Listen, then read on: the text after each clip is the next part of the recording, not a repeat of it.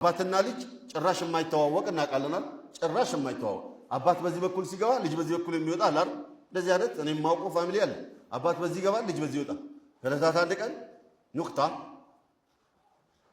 ሐቂቃ የተከሰተ ነገር ነው። ከለታት አንድ ቀን እቤት ውስጥ እንትን አለ። ምንድነው? በረሮ አውቃችኋል? በረሮ አለ እና በረሮ ማጥፊያ ዲዲቲ ምን ለው አላ እሱን ገዝቶ መጣ አባት። ፋሚሊውን በደንብ አውቀዋለሁ። አባት ሲገባ አባት ካሌለ ልጆች ከእናታቸው ጋር ስብስብ ብለው በቃ ጫወታ ነው፣ ሳቅ ነው ምናምን። አባት በሚገባበት ሰዓት ሁለት ልጆች ብቻ ናቸው ፊት ለፊት የሚቀሩ።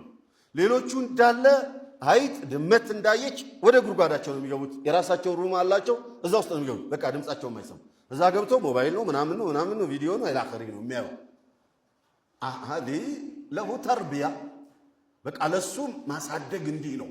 ልጆቼ እኮ ይፈሩኛል፣ ልጆቼ እኮ ፊት ለፊቴ ላይ አይቆሙም፣ ልጆቼ እኮ አያናግሩም፣ ልጆቼ እኮ ያከብሩኛል ምናምን ብሎ እንደ ጉራ ያወራል። መርፎ አልቀለም የሆነ አባት ከሆነ እንደዚህ እንደዚህ አይነት አባት መርፎ አልቀለም ኖርማል አይደለም። አላወቀውም እንዴት ማሳደግ እንዳለበት። ልጆችህን እጅግ ተፈቃሪ፣ ናፋቂ፣ ተናፋቂ ስትጠፋ ባባ ቆየ የሚሉ ስትመጣ ቤቱ የሚፈካ እና በቃ ባንተ መኖር አማካይነት ደስታቸው የሚሞላ የሚሰበሰቡ ግንባርክን ስመው እጅህን ስመው ተቀብለው ካንተ ጋር የቀን ውሏቸውን የሚጫወቱ የቀን ውሎህን የምታጫውታቸው ሱፐር ቃሚ ሰውየው ሱፐር ቃሚ ነው። ቅሞ ስለሚመጣ የሚቅሙ ሰዎች ደግሞ ይቅርታ አድርጉልኝና ሶስት አይነት ባህሪ ያላቸው አይደል? ከመቃሙ በፊት ባህሪ ያለው፣ ሲቅም ባህሪ ያለው፣ ከተፋ በኋላ ባህሪ ያለው። ሶስት አይነት ባህሪ ያለው። ይሄንን ቤተሰብ ሶስት አይነት ባህሪ እያስተናገደ ነው የሚኖረው። ከመቃሙ በፊት ይሄ የሱሱን ስላገኘ የሚረብሸው ነገር አለ። ከማንም ጋር ማውራት አይፈልግም። ስለዚህ ጠዋት ስራ ከመሄዱ በፊት ሱሱ ስለደወከው ስለረበሸው ከልጆቹ ጋር አያወራም። ተገለማምጦ ቁርስ ከተሰጠው ውልቅ ነው ከቤት። ከዛ የጀበና የሲኒ ምናምን እያለ ይውልና ማታ ሲመጣ ተፍቶ ነው የሚመጣው። ቀን ወፎፍ ባደረገው ሰዓት በመረቀነበት ሰዓት ልጆቹን ቢያገኛቸው እቃቃው ሽንጫወት ማባረሩ ሽንጫወት ሊላቸው ይችል ነበር። ግን የለም በዛ ሰዓት ስራ ላይ ነው። ተፍቶ ሲተፋ ደግሞ ቁልፍ ነው የሚያደርገው። አንዳንድ ሰው ቁልፍ ምግብ ይምጣም ቡና ይፍላል በስ ማፊ ከላም ፋኒ። ይሄ ነው ሰውየው ማውቀውና በቃ ከለታት አንድ ቀን ዲዲቲ ገዝቶ መጣ። እነዚህ በረሮች አስቸገሩ እያለ ሻሻሻ እያደረገ ልክ እሱ ሲገባ ወይኔ ጋሼ መጣ ብሎ ልጁ ወዴት ገብቷል? ፊት ለፊት ላይ ሽንት ቤት አለ። ሽንት ቤት ዘው ብሎ ገብቷል።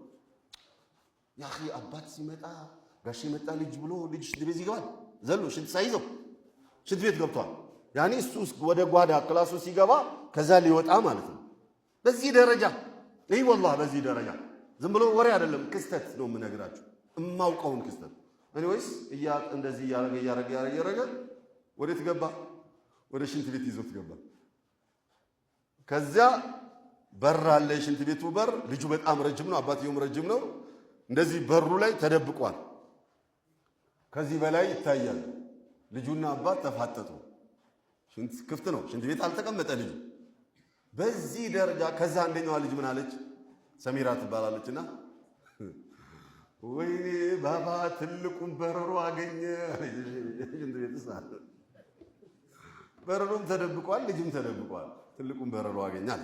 ስለዚህ በዚህ ደረጃ መሆን የለበትም። ተናፋቂ ነው መሆን ያለበትና አባት ግን ከዓብድን ዘሊልን ተብሎ ሲባል እጅግ ከማክበሩ ብዛት የተነሳ ለማለት ነው እንጂ ከመፍራቱና ከመደንበሩ ብዛት ለማለት አይደለም።